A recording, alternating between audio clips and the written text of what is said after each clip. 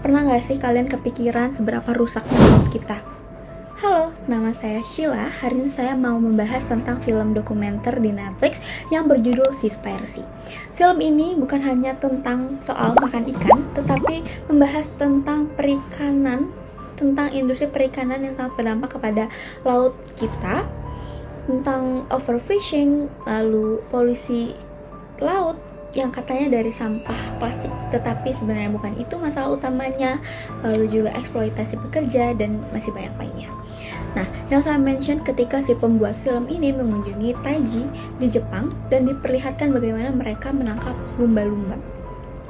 Banyak lumba-lumba yang dijual untuk hiburan, tapi nggak sedikit juga lumba-lumba yang dibunuh hanya untuk dibuang. Mengapa begitu? Ini sangat menohok hati saya ketika tahu banyak lumba-lumba yang dibunuh karena lumba-lumba ini memakan banyak ikan, sehingga nelayan membunuhnya hanya untuk bisa mendapatkan lebih banyak ikan. Selain lumba-lumba, ada ikan tuna yang sangat dieksploitasi besar-besaran dan hampir punah.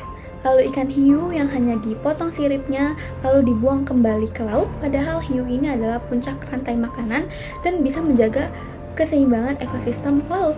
Dan fakta mengejutkan yang saya baru tahu juga bahwa plastik laut itu bukan dari sedotan plastik atau sampah plastik laut lainnya.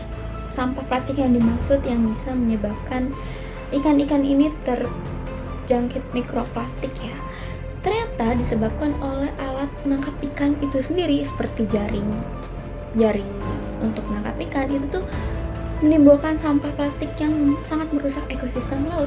Bahkan sedotan plastik yang ramai dibicarakan orang-orang di sosial media itu hanya berkontribusi sebesar 0,03%. Jadi hal ini tentu menjadi fakta yang mengejutkan bahwa yang merusak ekosistem laut itu sendiri adalah alat-alat seperti penangkap ikan itu sendiri.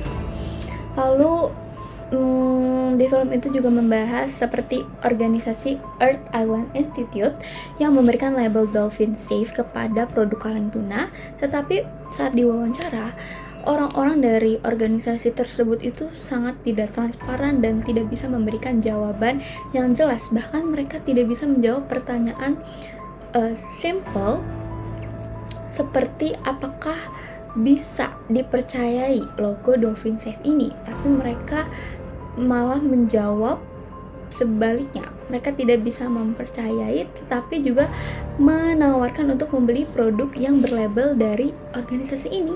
Bahkan dari organisasi yang terkenal di seluruh dunia, MSC, Marine Stewardship Council, itu menolak untuk diwawancara tentang eksploitasi manusia.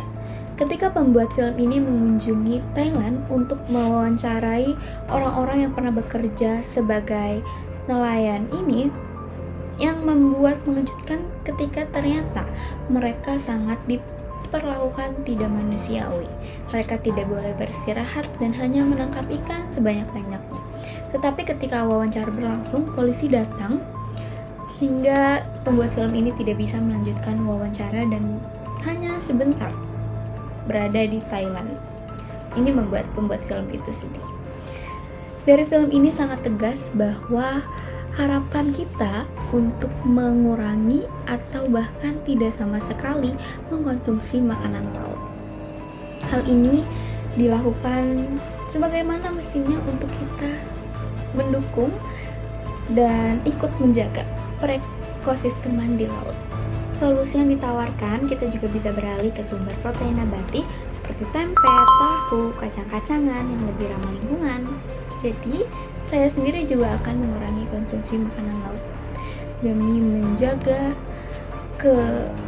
kecerahan dan keberlangsungan hidup di laut, dan ini balik lagi demi kita sebagai manusia.